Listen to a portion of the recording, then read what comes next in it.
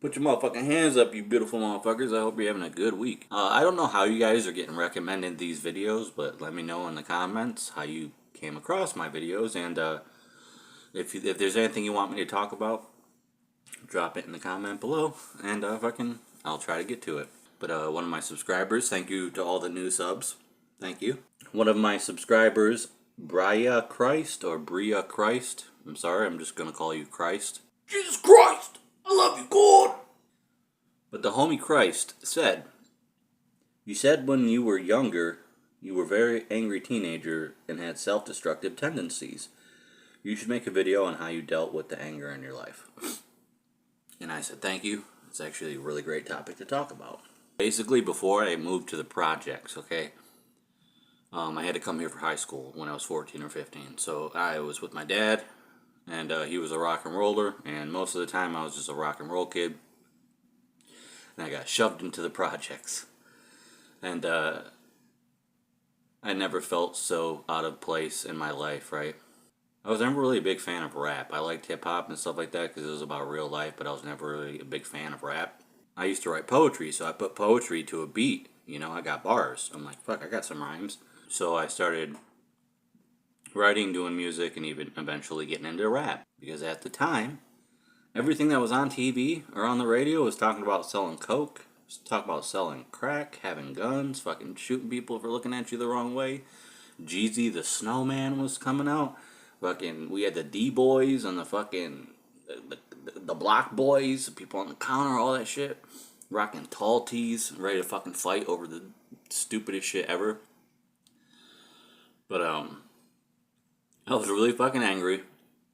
And, I got on medication. And I'm not gonna lie, I did abuse my Xanax. Always take pills as they're prescribed, okay? Don't abuse them. But I did get pill drunk a few times and took too many. And, yeah. Not proud of that, but it is what it is. I used to get drunk way before I was 21. And, I would walk home just angry, like anywhere from like midnight to 2 in the morning or whatever. Drunk as fuck. With one of my little knives in my hand, just waiting. I'm like, who wants to test this fucking white boy? Who wants to test this fucking white boy, right? Because the whole time I've been here in the projects, I've been that white boy. Hey, white boy, there goes that white boy. Don't fuck around with that crazy white boy. I never took it personal because motherfuckers don't know my name, and guess what? I'm white. So, it's whatever. But when I got that liquid courage in me and shit, I was like, fuck. I ain't just a white boy. I'm James. I'm me. What the fuck? So I would hope that somebody would fucking test me on that walk home. And luckily, nobody ever did. I remember one time I was walking past the OG, an old head, you know, named Brody. And there was a couple of youngsters standing on the sidewalk. And I'm walking past them with my backpack going to my brother Mike's house, which I don't have any actual brothers.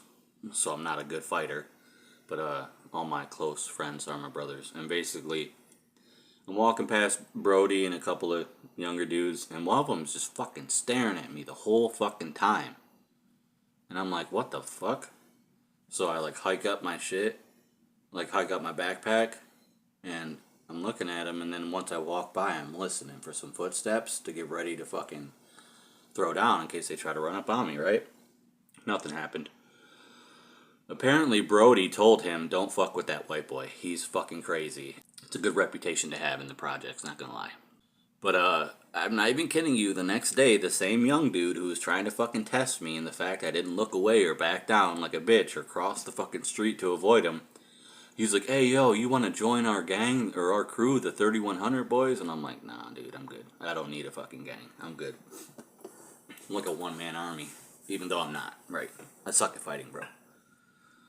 Pretty much every fight I've gotten into, I've lost, but it didn't stop me from fucking trying. And I've been in the projects for 20 years, man. The only time I got jumped was by my fellow whites.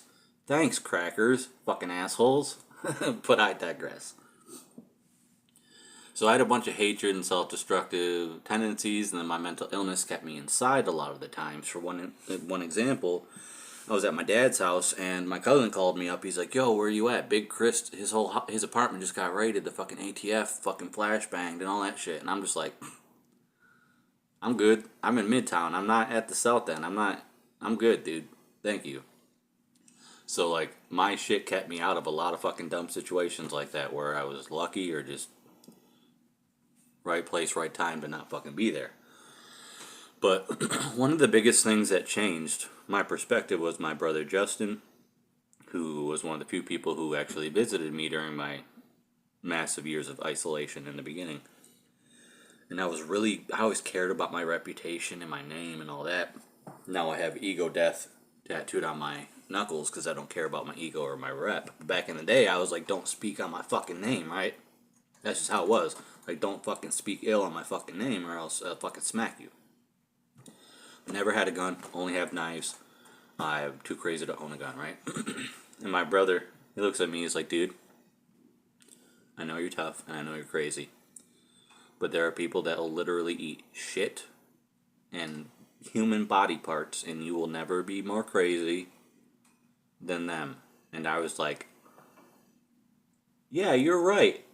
I could try to be the toughest, hardest motherfucker ever, but there's always going to be somebody more tough than you, or more wicked, or more fucked. So it's like there's a contest that you're not going to win.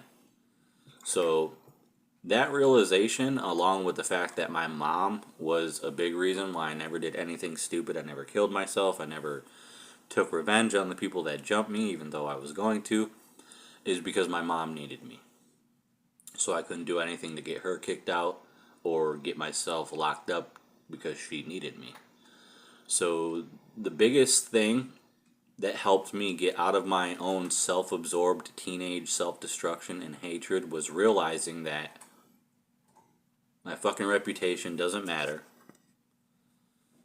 and what other people think of you is fucking irrelevant. You should only care about the opinions of those you love and those who actually fucking help you or pay your bills or whatever. Like, people who actually affect your life are the only people you should really care about what they think about you, right? And with Buddhism, it teaches you not to even really care about compliments. Like, you don't accept the bad, you don't accept the positive, because you don't rely on that type of shit. But basically, the way I got through my hatred and self-destructive tendencies is I stopped living for myself and I started living for my mother, and she was my priority, and I took care of her, and I couldn't fuck that up. And it was my plan after I lost her to go and do some evil shit, but I can't do that. And she wants me to live my life now, so I'm trying. In therapy 3 times a week.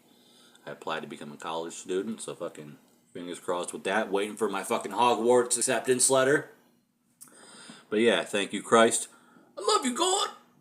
Thank you for the recommendation. Here's a little brief history on how I was able to overcome my hatred and self-destructive tendencies. Basically, you just gotta wake the fuck up, realize that you're not the toughest, most fucking whatever, and you gotta live for more than just yourself. Because once you have something beyond yourself to live for, you're not gonna be as reckless because you don't want to risk that. Okay, like, we have no problem destroying ourselves, but if you put somebody that you love or you're responsible for taking care of them or whatever, it's not just about you anymore.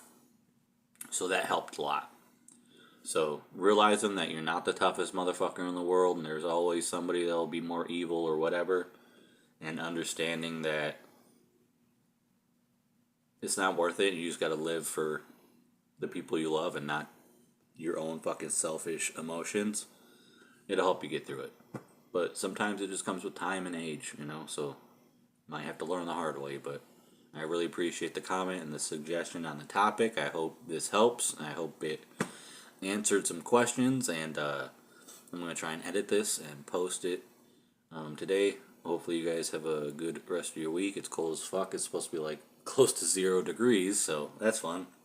Around negative 17 Celsius for all you non-Americans. But yeah, have a great week. Take everything day by day. Learn from who you were yesterday instead of judging yourself or comparing yourself to who you were yesterday. Count your blessings and what you have instead of what we don't have and what we want. It's really easy to overlook the small things that help us every day and that we appreciate, and you don't really know until it's gone, but that's the truth. So count your blessings instead of what you don't have, and if you wake up on the wrong side of the fucking bed or the wrong side of the world, just go throughout your day, dude. The funk will not last all day, and if it does, whatever. Sometimes you got to be in a funk, but that is what it is. Just don't stay that way for long, okay? Because the only one that'll get you out of that shit is you. It's you. You adorable grown man. Get the fuck out of here. But yeah, thanks for all the new subs, and I'll catch you guys in the next one.